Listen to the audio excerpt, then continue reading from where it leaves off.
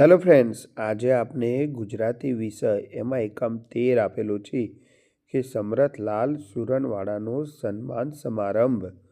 તેમાં આપણે સ્વાધ્યાય પોથીનું સોલ્યુશન જોઈશું. એમાં શરૂઆતમાં જ પહેલો પ્રશ્ન છે કે પદમાં આવેલા સ્વરથી શરૂ થતા અને અનુસ્વારવાળા શબ્દો શોધીને લખો. તો આ રીતે આપણે લખવાના છે, બરાબર.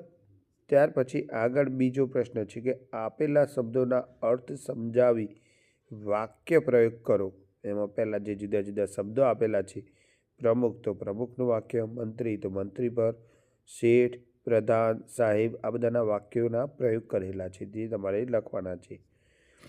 ત્યાર પછી જોડકા જોડવાના છે, જેમ કે સમરથલાલ તો સુરનવાડા, બાબુલાલ તો બટાકાવાળા, લલ્લુભાઈ લસણવાળા, ડાયાભાઈ ડુંગળીવાળા અને કળસીભાઈ કોથમીરવાળા.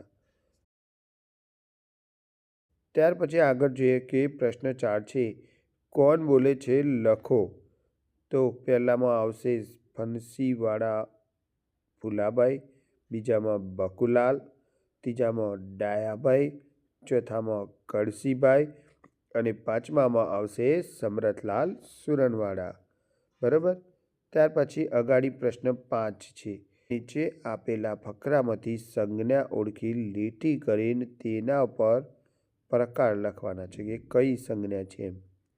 તો મેં અહીંયા લખેલા છે 5 શબ્દોની કે મનોજ એ વ્યક્તિવાચક સંજ્ઞા છે, છોકરો જાતિવાચક સંજ્ઞા છે, નર્મદા વ્યક્તિવાચક સંજ્ઞા છે, બસ સ્થળનું નામ છે, પાણી દ્રવ્યવાચક સંજ્ઞા છે અને સાધુઓ જાતિવાચક સંજ્ઞા છે, બરાબર. અહીંયા 6 આવવું જોઈએ, પણ અહીંયા ડાયરેક્ટ પ્રશ્ન 7 આપેલો છે, બરાબર. પ્રશ્ન 7 આપેલો છે આ રીતે. તેમાં ઉદાહરણ મુજબ આપણે લખવાનું છે બહુવચન કરીને. વૃક્ષ તો વૃક્ષો, છોકરી તો છોકરીઓ, નદી તો નદીઓ, પુસ્તક પુસ્તકો, ચાવી તો ચાવીઓ, હું તો અમે, તું તો તમે, માટે મારે તો અમારે, એ રીતે. ત્યાર પછી પ્રશ્નના જવાબ લખવાના છે કે સમરથલાલ સુરનવાડા વિશે 5-7 લીટી લખો. તો આ રીતે લખી શકાય, બરાબર. ત્યાર પછી બીજો પ્રશ્ન છે કે આ પાઠમાંથી તમને ગમેલા ભાષણ વિશે ટૂંકમાં લખો. તો આપણને આ જે ભાષણ ગમે એ લખવાનું છે અહીંયા, બરાબર. સમરથલાલે સન્માનનો શું જવાબ આપ્યો એ અહીંયા ટૂંકમાં લખવાનું છે. ત્યાર પછી પ્રશ્ન 9 છે કે આ જે આપેલા છે એ બધા વાનગીઓના સંભાર લખવાના છે. ટામેટું, મરચું, લીંબુ, ટામેટું, મરચું અને લીંબુ, બરાબર. ત્યાર પછી એક આ ચિત્ર આપેલું છે મસ્ત.